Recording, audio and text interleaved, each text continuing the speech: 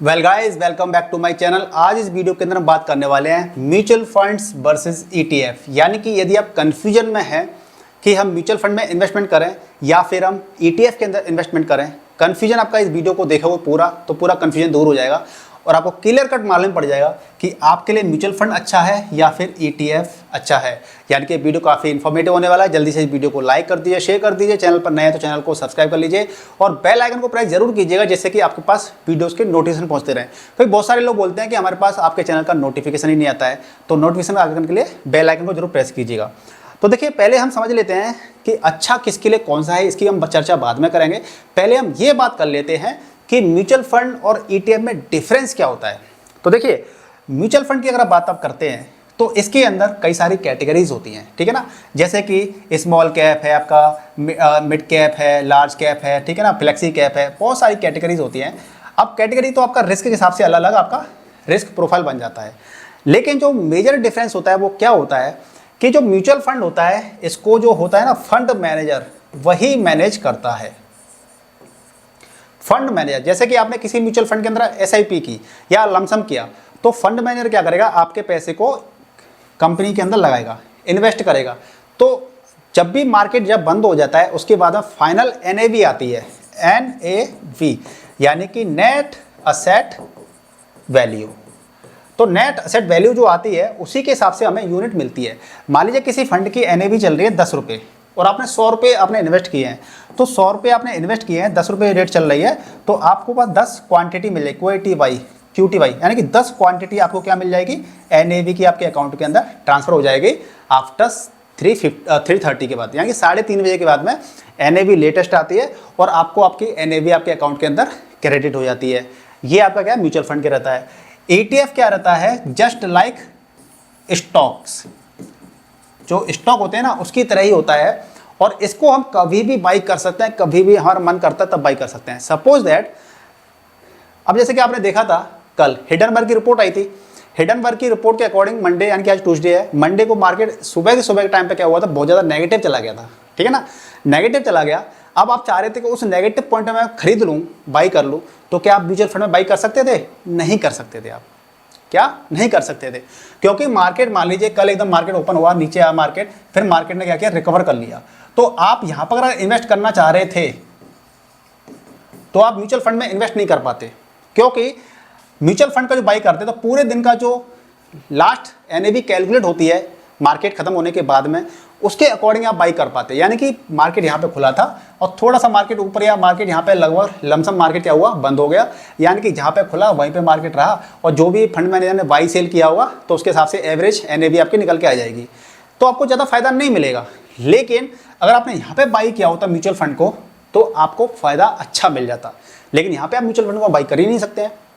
तो यहाँ पे बाई हम किसको कर सकते हैं, हम ईटीएफ को बाई कर सकते हैं, क्योंकि स्टॉक, ईटीएफ क्या होता है, बंच ऑफ स्टॉक्स, यानी कि इस एक ईटीएफ के अंदर कई सारे स्टॉक होते हैं। जैसे बात कर लेते हैं कि निफ्टी 50 है, बीएसई सेंसेक्स है, मिड कैप का जो इंडेक्स है या फिर जो स्मॉल कैप का इंडेक्स है, उन्हीं की रेप्लिका को लेकर के ईटीएफ बना दिया जाता है और उसी ईटीएफ को बना दिया जाता है। निफ्टी 50 है, 50 कंपनियां होती है निफ्टी 50 के अंदर, तो उसी 50 कंपनियों को लेकर के क्या बना दिया जाता है, निफ्टी 50 ईटीएफ बना दिया जाता है, ठीक है। अभी आपको लाइव दिखाऊंगा, इसे टेंशन लेने की जरूरत नहीं है। तो हम क्या कर सकते हैं, ईटीएफ के अंदर मार्केट जैसे ही गिरा आप बाई कर सकते हो और इस डिप का फायदा उठा सकते हो। जो जब भी डिप आती है आप इस डिप का फायदा उठा सकते हो, ठीक है ना। तो ईटीएफ को क्या है, हम मैनेज करते हैं, कभी भी बाई कर सकते हैं, कभी भी सेल कर सकते हैं। लेकिन इसमें क्या रहता है कि कभी हम बाई करते हैं, सेल करते हैं, तो फंड मैनेजर के हाथ में होता है। आज हमने ऑर्डर दिया है तो आज आपका शाम तक या कल तक आपका वर्किंग डेज के अंदर प्रोसेस हो पाएगा ऑर्डर, ठीक है। दूसरा क्या रहता है कि इसका जो यहाँ पे क्या है, एक्टिवली वर्क करता है फंड मैनेजर, एक्टिवली, यानी कि किस कंपनी के अंदर पैसा लगाना है, किसके अंदर नहीं लगाना है। तो क्या रहता है यहाँ पे, एक्सपेंस रेशियो, जो सबसे बड़ा डिफरेंस आता है बाद में, वो आ जाता है आपका एक्सपेंस रेशियो का। एक्सपेंस रेशियो का डिफरेंस आ जाता है, जो कि म्यूचुअल फंड के अंदर एक्सपेंस रेशियो ज़्यादा होता है। नॉर्मल म्यूचुअल फंड की बात करेंगे तो 0.98 या 90% आपका आ गया, या 0.76% का एक्सपेंस रेशियो आ गया, ये आपका एक्सपेंस रेशियो है म्यूचुअल फंड का। लेकिन ईटीएफ का कितना होता है, ईटीएफ का होता है 0.035%, यानी कि काफ़ी कम होता है इसके अंदर।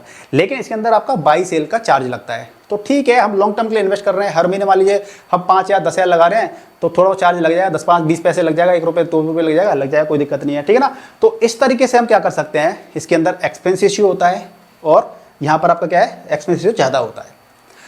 अब बात ये आती है कि ये तो जो मैंने आपको डिफरेंस बताए कि हम डिप में भी बाई कर सकते हैं और एक्सपेंस रेशियो हमारा क्या रहता है, वो आपको मैंने बता दिया, जो मेजर डिफरेंस है वो। अब इसके अंदर बात ये आती है कि किन लोगों के लिए कौन सा म्यूचुअल फंड, किन लोगों के लिए म्यूचुअल फंड अच्छा है या फिर ETF में इन्वेस्ट करना अच्छा है।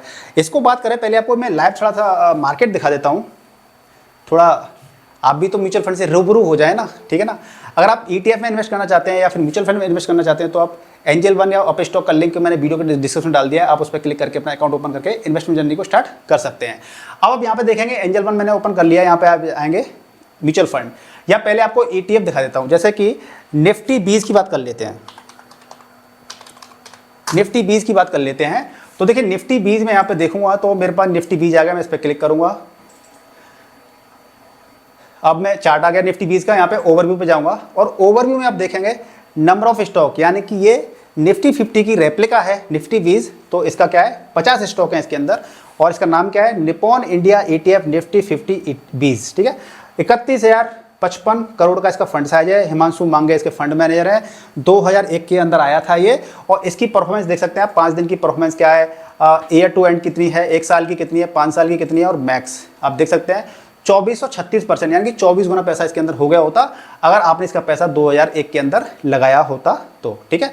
अब ये सारी कंपनी की लिस्ट वगैरह आ रही है, आप देख सकते हैं यहाँ पे क्या क्या है, एक्सपेंस रेशियो कितना है, 0.04 है इसका एक्सपेंस रेशियो, और या ट्रैकिंग एरर कितना है, ट्रैकिंग एरर जिसका जितना कम होता है वो उतना अच्छा माना जाता है, ठीक है। तो आपका ये ETF आ गया, व्यू मोर कर लेंगे, 50 कंपनीज की पूरी लिस्ट आ जाएगी। इसके बाद हम बात कर लेते हैं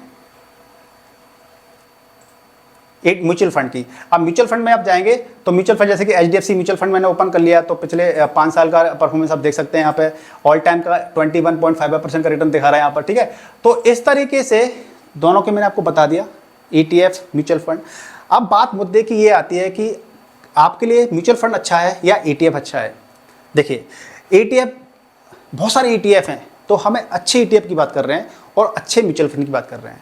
यदि आप शेयर मार्केट के बारे में बिल्कुल भी, आप जैसे ETF में इन्वेस्ट करना है तो मार्केट जब भी गिरा हुआ है, जब भी मार्केट में डिप आ गया तो आपको थोड़ा एक्टिव रहना पड़ेगा। मार्केट को थोड़ा देख लीजिए, कभी कभार मार्केट को देख लीजिए, या आप न्यूज़ देखते रहते हैं कि मार्केट आज काफ़ी गिर गया, तो जैसे आपको मालूम पड़ जाए मार्केट गिर गया है, आप एक्टिव रह सकते हैं, तो आप तुरंत उस समय पैसा डाल सकते हैं लॉन्ग टर्म के लिए। लॉन्ग टर्म के लिए तुरंत आप पैसा डाल सकते हैं, ठीक है ना। तो आप अगर एक्टिवली मैनेज हो सकते हैं कि भाई जब भी मार्केट गिर गया है और मैं तुरंत खुद से ही बाई करूं चीज़ों को, तो आपके लिए ETF अच्छा है, ETF से आप अच्छा रिटर्न निकाल सकते हो। लेकिन अगर आप हेडेक नहीं लेना चाहते हो, आप एक लाइफ डिसिप्लिन लाइन जीना चाहते हो, डिसिप्लिन, यानी कि जब हम SIP स्टार्ट कर देते हैं म्यूचुअल फंड के अंदर, हालांकि SIP हम ETF के अंदर भी स्टार्ट कर सकते हैं, लेकिन ETF के अंदर SIP स्टार्ट करते हैं तो अगर मार्केट ऊपर हुआ और हमारी डेट अगर उस दिन मार्केट ऊपर है तो वो बाई ऊपर ही कर देगा, लेकिन हम तो डिप पे बाई करने की बात कर रहे हैं ना यहाँ पर। तो हम अगर नहीं चाहते हैं कि भाई मार्केट को हम नहीं देख सकते हैं, डेली मार्केट को कौन देखेगा, मार्केट को इन्वेस्ट करना है हमें, ठीक है ना। अब मार्केट कौन देखने, टाइम तो है नहीं हमारे पास, तो आपके लिए म्यूचुअल फंड अच्छा है। SIP कर दीजिए या लमसम कर दीजिए, अभी मार्केट गिर जाए लमसम कर दीजिए या फिर SIP स्टार्ट कर दीजिए, ऑटोमेटिकली आपके अकाउंट से पैसा कटता जाएगा, इन्वेस्ट होता जाएगा।